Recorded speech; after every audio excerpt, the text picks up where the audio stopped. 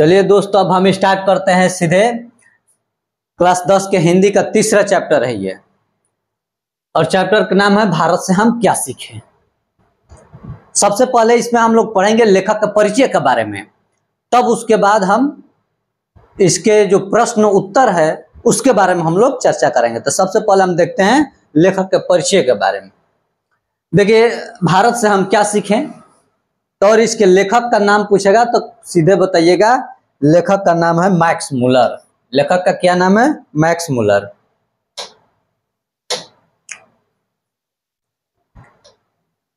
उसके बाद अगर लेखक का जन्म पूछ ले तो लेखक का जन्म 6 दिसंबर 1823 ईस्वी के डेसाउ जर्मनी में हुआ था। डेसाउ शहर है और ये जर्मनी का शहर है, वहीं पर इनका जन्म हुआ था। अगर इनके पिता का नाम पूछ ले तो पिता का नाम विल्हेल्म मुलर था, और इन्होंने संस्कृत, अंग्रेजी और हिंदी के ये काफी प्रचंड विद्वान थे। तो इन्होंने हितोपदेश, कट, केन का अनुवाद ये जर्मन भाषा में किए थे। अगर पूछे कि हितोपदेश का जर्मन भाषा में किसने अनुवाद किया था, तो मैक्स मुलर ने किए थे। और कट का पूछे तो यह भी मैक्स मुलर ने ही किए थे, और केन का भी मैक्स मुलर ने ही जर्मन भाषा में, इसके संस्कृत से जर्मन भाषा में अनुवाद किए थे। उसके बाद विवेकानंद ने वेदांतियों का वेदांती, वेदांतियों के वेदांती कहे थे। किसको? मैक्स मुलर को। उसके बाद महारानी विक्टोरिया ने इनको नाइट की उपाधि दी थी। नाइट की उपाधि क्यों दी थी भाई? तो नाइट की उपाधि इसलिए दी थी कि एक बार भाषण हो रहा था, तो इन्होंने संस्कृत, हिंदी और अंग्रेजी इन तीनों विषयों में ये भाषण दिए थे और पूरे ये भारत के बारे में बताए थे। तो उनसे काफी विक्टोरिया प्रभावित हुई थी, खुश हुई थी, और खुश होकर के इन्होंने नाइट की उपाधि उनको दे दी। उसके बाद 28 अक्टूबर 1900 में इनकी क्या हो जाती है? मृत्यु हो जाती है। तो ये लेखक का एक सामान्य छोटा सा परिचय रहा। तो चलिए दोस्त, क्वेश्चन आंसर हम करवाते हैं। भारत से हम क्या सीखें, तो इसका पहला क्वेश्चन है, देखिए, जो मैक्स मुलर के द्वारा लिखा गया है कि भारत से हम क्या सीखें। तो इस कहानी में मैक्स मुलर ने, ये भाषण है और ये उसी से लिया गया है जो भाषण दिए हुए हैं, जर्मनी में भाषण दिए हैं। और महारानी विक्टोरिया के क्या कहते हैं, अरे अंग्रेज अधिकारी जो थे ना, जो सिविल सर्विसेज में चुन के आए, तो उन्हीं के स्वागत में लिए इन्होंने भाषण दिए थे। तो देखिए, पहला क्वेश्चन है कि समस्त भूमंडल में सर्वविदित संपदा और प्राकृतिक सौंदर्य से परिपूर्ण देश भारत है। लेखक ने ऐसा क्यों कहा है? समस्त भूमंडल में सर्वविदित संपदा और प्राकृतिक सौंदर्य से परिपूर्ण देश कोई है तो अब भारत है, ऐसा लेखक ने क्यों कहा है। तो आइए देखते हैं कि क्यों कहा है। भारत ऐसा देश है, भारत ऐसा देश है जहां मानव मस्तिष्क की उत्कृष्टतम उपलब्धियों का सर्वप्रथम साक्षात्कार हुआ है। यहाँ जीवन की बड़ी से बड़ी समस्याओं के ऐसे समाधान ढूंढ निकाले गए हैं जो विश्व के दार्शनिकों के लिए चिंतन का विषय है। भारत में भूतल पर ही स्वर्ग की छटा बिखरती है। भारत ऐसा देश है जहां भारत में भूतल पर, भारत के भूमि पर क्या होता है? स्वर्ग की छटा बिखरती है। माने जो भारत है यह स्वर्ग है। यहाँ की प्राकृतिक सौंदर्य, यहाँ की नदियों का कलकल, यहाँ का मनोरम दृश्य जो है, उसके चलते कहा गया है कि भारत क्या है? स्वर्ग की छटा बिखेरता है।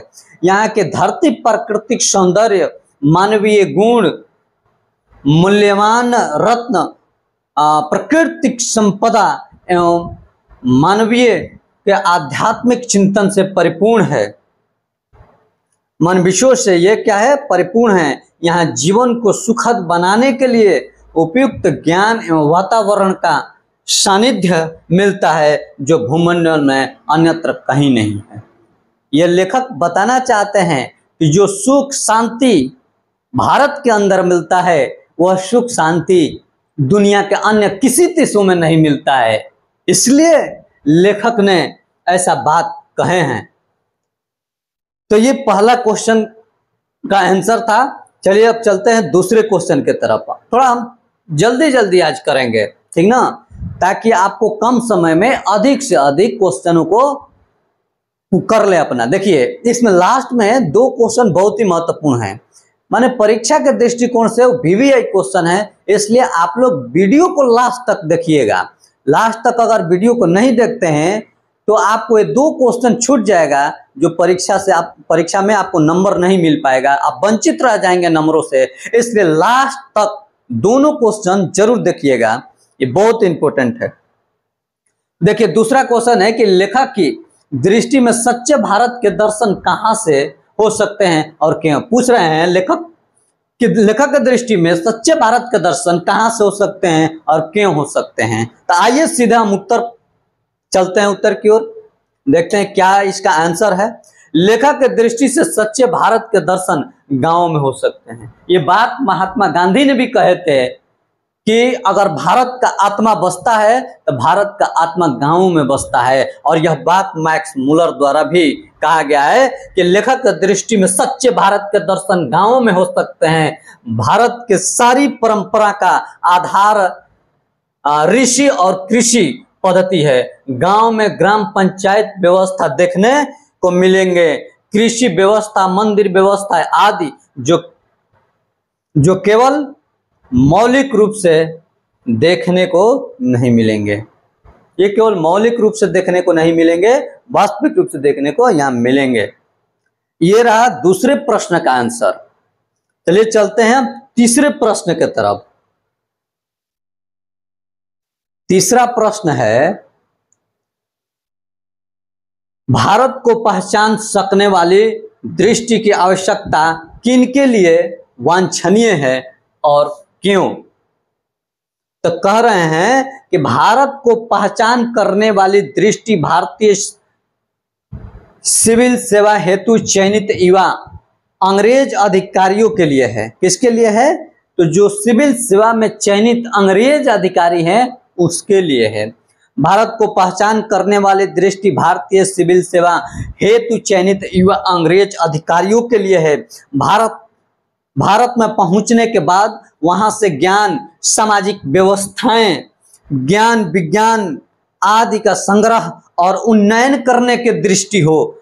सर विलियम जोन्स की तरह नए युवा अधिकारी भी स्वप्नदर्शी हो और गंगा सिंधु मैदानों में संग्रहणीय वस्तु एवं विद्या इंग्लैंड लावे। ये जितने चीजें यहाँ इस क्वेश्चन के अंदर बताया गया है आंसर में, ये सारे मैं किसको, विलियम जोन्स को कहा जा रहा है। विलियम जोन्स की तरह बनिए, एकदम नया युवक अधिकारी बनिए और स्वप्नदर्शी हो और गंगा सिंधु के मैदानों में संग्रहणीय वस्तु एवं विद्या इंग्लैंड लावे। माने यहाँ से भारत से लेकर के कहाँ पहुंचाए, इंग्लैंड में पहुंचाए, तब जाकर के आपका कल्याण हो सकता है। चलिए आगे चलते हैं। ये चौथा क्वेश्चन क्या है, थोड़ा सा इसको जूम कर लेते हैं।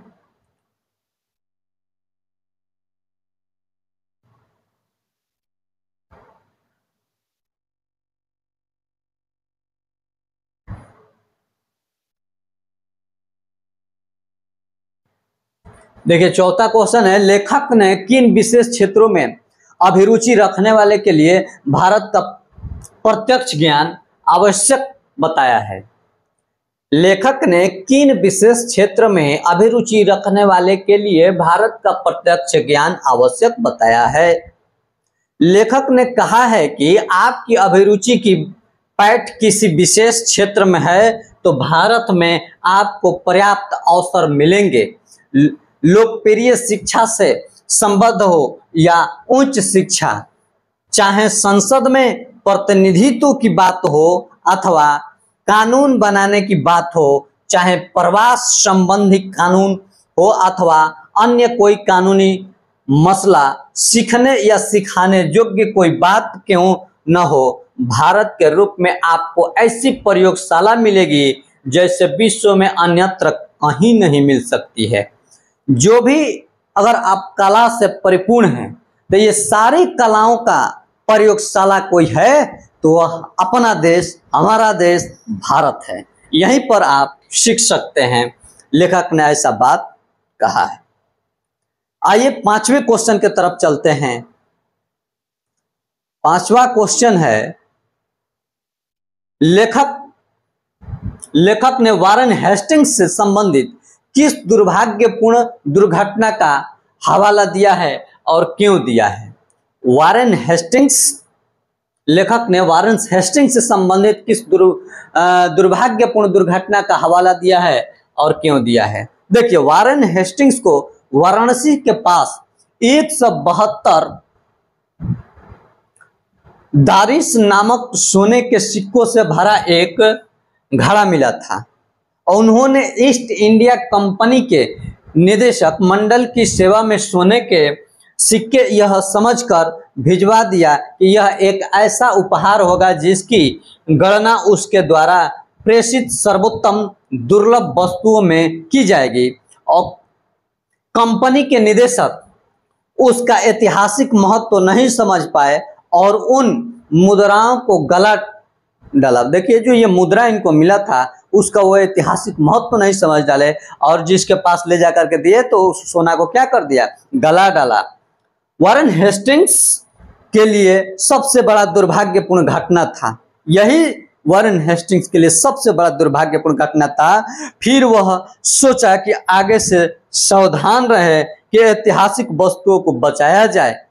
अगर यही ऐतिहासिक वस्तु बचा करके रखता तो इंग्लैंड का इतिहास कुछ और होता।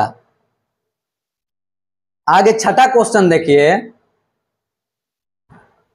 लेखक ने नीति कथाओं के क्षेत्र में किस तरह भारतीय अवदान को रेखांकित किया है।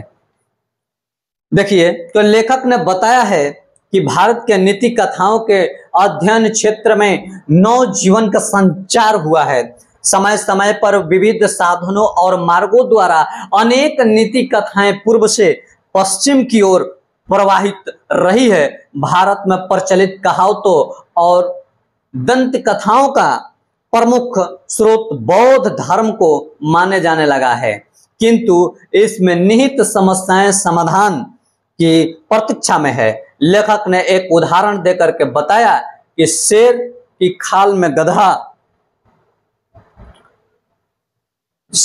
खाल में गधा वाली कहावत सबसे पहले यूनानी दार्शनिक प्लेटो क्रिस्टल्स में मिलती है। इसी तरह संस्कृत की एक कथा यूनान के एक नीति कथा में मिलती है। अर्थात भारतीय नीति कथाएं यूनान से कैसे जुड़ी, यह एक शोध का विषय है। भारत की कथाएं यूनान की कथाएं से कैसे जुड़ी, यह एक शोध का विषय है, खोज करने के विषय है, विचार करने का, सोचने का विषय है। अगला क्वेश्चन है कि भारत के साथ यूरोप के व्यापारिक संबंध के प्राचीन प्रमाण लेखक ने क्या दिखाए हैं। भारत के साथ यूरोप के व्यापारिक संबंध के प्राचीन प्रमाण लेखक ने क्या दिखाए हैं। तो देखिए, लेखक के अनुसार यह संदिग्ध रूप से प्रमाणित हो चुका है कि सोलोमन के समय में ही भारत, सीरिया और फिलिस्तीन के मध्य आवागमन के साधन सुलभ हो चुके थे। साथ ही इन देशों के व्यापारिक अध्ययन करने पर कुछ संस्कृत शब्दों का प्रयोग मिलता है। इन संस्कृत शब्दों के आधार पर प्रमाणित होता है कि हाथी दांत, बंदर, मोर और चंदन आदि जिन वस्तुओं के ऑफिसर से निर्यात की बात बाइबिल में कही गई है, वे वस्तुएं भारत के सिवा किसी अन्य देश से नहीं लाई जा सकती है। ऐतिहासिक अध्ययन से यह भी ज्ञात होता है कि 10वीं 11वीं सदी में भी भारत के साथ यूरोप के व्यापारिक संबंध बंद नहीं हुए थे। जब इन वस्तुओं को देखा जाता है, जैसे मोर है, हाथी दांत है, बंदर है, चंदन, इस सारी चीजों को जब देखा जाता है तो इससे प्रमाण मिलता है कि ये भारत के अलावा और कहीं नहीं पाए जाते हैं। इसलिए कहा गया है कि यूरोप के साथ 11वीं और 11वीं सदी में यूरोप के साथ भारत का व्यापारिक संबंध रहे। 8वां क्वेश्चन है कि भारत के ग्राम पंचायत को किस अर्थ और किन के लिए लेखक ने महत्वपूर्ण बताया है, स्पष्ट करें। देखिए, लेखक युवा अंग्रेज अधिकारी जो भारतीय सिविल सेवा हेतु चयनित हुए थे, उनके लिए भारत के ग्राम पंचायतों का महत्वपूर्ण अर्थ बताया है। किसके लिए महत्वपूर्ण अर्थ बताया है कि अंग्रेज अधिकारी जो भारतीय सिविल सेवा है उसमें ये चयनित हुए हैं और इनको गांवों के बारे में उतना जानकारी नहीं है, इसलिए इन्हीं के लिए बताए हैं कि इन सिविल सेवा में अंग्रेज अधिकारी जो चयनित हुए हैं, इन्हीं के लिए ग्राम में जाना और ग्राम इन्हीं के लिए बहुत ही महत्वपूर्ण हो जाता है। महत्वपूर्ण अर्थ बतलाया है। अत्यंत सरल राजनीतिक इकाइयों का निर्माण और विकास से संबद्ध प्राचीन युग के कानून की पुरातन रूपों के बारे में इधर जो अनुसंधान हुए हैं, उनके महत्व और वैशिष्ट्य को परख सकने की क्षमता प्राप्त करनी है तो आपको इसके लिए आज भारत की ग्राम पंचायतों के रूप में इसके प्रत्यक्ष दर्शन का सुयोग्य अन्यास ही मिल जाएगा। अगर आप भारत के गांवों में जाते हैं तो इसका प्रमाण प्रत्यक्ष आपको मिल जाएगा, चिंता करने की कोई विषय ही नहीं रह जाएगी। आइए देखते हैं धर्मों की दृष्टि से भारत का क्या महत्व है। धार्मिक दृष्टिकोण से भी अगर देखा जाए तो भारत का काफी महत्वपूर्ण है।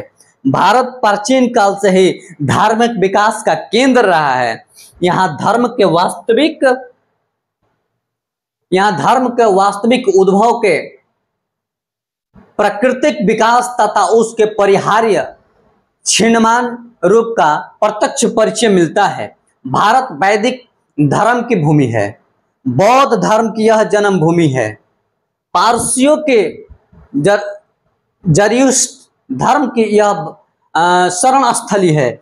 आज भी यहाँ नित्य नए मत मांतर प्रकट एवं विकसित होते रहते हैं। इस तरह से भारत धार्मिक क्षेत्र में विश्व के अलौकिक करने वाला एक महत्वपूर्ण देश है। किस स्थिति में महत्वपूर्ण है धार्मिक दृष्टिकोण से? तब भारत वैदिक धर्म की भूमि है, बौद्ध धर्म की भूमि है, यह पारसियों की भूमि है, शरणार्थियों की भूमि है। आज भी यहाँ नित्य नए मंत्राना के प्रकट एवं विकसित होते रहे हैं। इस तरह से भारत धार्मिक क्षेत्र में विश्व के अलौकिक करने वाला एक महत्वपूर्ण देश है। अगर धार्मिक दृष्टि से भी देखा जाए तो कई धर्मों के क्षेत्र में भारत विकसित है। जो बौद्ध दुनिया को बुद्धि सिखाता है वह भी भारत का ही दर्शन है। देखिए, अगला क्वेश्चन है कि भारत किस तरह अतीत और सुदूर भविष्य को जोड़ता है, स्पष्ट करें। तो भारत में आप अपने आप को सर्वत्र अत्यंत प्राचीन और सुदूर भविष्य के बीच खड़ा पाएंगे। वहां आपको ऐसे सुअवसर भी मिलेंगे जो किसी पुरातन विश्व में ही सुलभ हो सकते हैं। आप आज की किसी भी ज्वलंत समस्या को ले लीजिए, वह समस्या चाहे लोकप्रिय शिक्षा से संबद्ध हो या उच्च शिक्षा, चाहे संसद में प्रतिनिधित्व की बात हो अथवा कानून बनाने की बात हो, चाहे प्रवास संबंधी कानून हो अथवा अन्य कोई कानूनी मसला, सीखने या सिखाने योग्य कोई बात क्यों न हो, भारत के रूप में आपको ऐसे ही प्रयोगशाला मिलेगी जैसे विश्व में अन्यत्र कहीं नहीं मिल सकता। चाहे किसी भी क्षेत्र का हो, अगर कुछ भी आप अगर सीखना चाहते हैं, चाहे धर्म के क्षेत्र में, चाहे राजनीति के क्षेत्र में, चाहे शिक्षा के क्षेत्र में, चाहे उच्च शिक्षा के क्षेत्र में, ये सारे के सारे सीखने का ये भारत इसका प्रयोगशाला है। भारत से उत्पन्न होता है और दुनिया इससे सीखती है। देवता भी यहाँ जन्म लेने के लिए ललायित रहते हैं भारत में, यहाँ संस्कृति में। तो ये 10वां क्वेश्चन रहा। आइए 11वें क्वेश्चन की तरफ हम चलते हैं कि मैक्स मुलर ने संस्कृत की कौन सी विशेषताएं और महत्व बतलाए हैं। संस्कृत की क्या महत्व है और उसकी क्या विशेषता है, क्या इसमें बतलाए हैं मैक्स मुलर ने। आइए उनके बारे में हम लोग चर्चा करते हैं, देखते हैं क्या कहते हैं। संस्कृत की सबसे पहली विशेषता यह है कि इसकी प्राचीनता, क्योंकि यह हम जानते हैं कि ग्रीक भाषा से भी संस्कृत का काल पुराना है। जो ग्रीक भाषा है वह ग्रीक भाषा से भी हमारा संस्कृत सबसे पुराना है। ज्यों ही इन भाषाओं के बीच में संस्कृत आ बैठी कि तत्काल लोगों को एक सही प्रकाश और गर्मी का एहसास होने लगा और इसी से भाषाओं का पारस्परिक संबंध भी स्पष्ट हो गया। निश्चित ही संस्कृत इन सभी भाषाओं का अग्रज है। इसलिए स्पष्ट हो जाता है कि संस्कृत ही भाषाओं की जननी है। इसलिए स्पष्ट हो जाता है कि भाषा निश्चित ही संस्कृत इन भाषाओं की अग्रज है। बात समझ गए? अब चलते हैं क्वेश्चन नंबर 12 के तरफ। लेखक वास्तविक इतिहास किसे मानता है और क्यों मानते हैं? वास्तविक इतिहास क्या है और क्यों मानते हैं? तो देखिए, बताते हैं कि किसी देश अथवा राज्य की प्राचीन कालीन इतिहास को जानने के लिए आवश्यक है कि पहले हम वहां की भाषा की प्राचीनता को जानें। यदि हम यह जानना चाहेंगे कि आर्य लोग अनेक शाखाओं में विभक्त होने से पूर्व चूहे के बारे में जानते थे या नहीं, तो हम आर्य भाषाओं के शब्दकोश देखने होंगे। वो चूहे के बारे में आर्य लोग जानते हैं कि नहीं जानते हैं, इसके लिए हम क्या करेंगे? शब्दकोश को देखेंगे। शब्दकोश में कुछ ऐसा शब्द मिल जाएगा तो हम जानेंगे कि आर्य लोग भी इससे परिचित थे। तो हम आर्य भाषाओं के शब्दकोश हमको देखने होंगे। भाषा के सहारे आर्यों के विभाजन से पूर्व की सभ्यता एवं संस्कृति अवस्था को जाना जा सकता है। संस्कृत, ग्रीक और लैटिन इन तीनों भाषाओं के एक सामान्य मूल्य उद्गम स्रोत तक पहुंचने के लिए हमें बहुत पीछे हटना होगा और पीछे हट करके हम उस सम्मिलित स्थल पर पहुंच जाएंगे जहां से हिंदू, ग्रीक, यूनानी आदि शक्तिशाली जातियां एक दूसरी से पृथक हुई थी। अतीत के अध्ययन से हम पाते हैं कि आदि आर्य भाषा चिंतन परंपरा के प्रवाहों के उतार चढ़ाव से पिघलने वाली चट्टान रही है। लेखक इसे ही वास्तविक अर्थों में इतिहास मानता है, क्योंकि यह एक ऐसा इतिहास है जो राज्यों, दुराचारों और उनके जातियों की क्रूरताओं की अपेक्षा कहीं अधिक ज्ञातव्य और पठनीय है। तो ये 12 नंबर क्वेश्चन का आंसर रहा।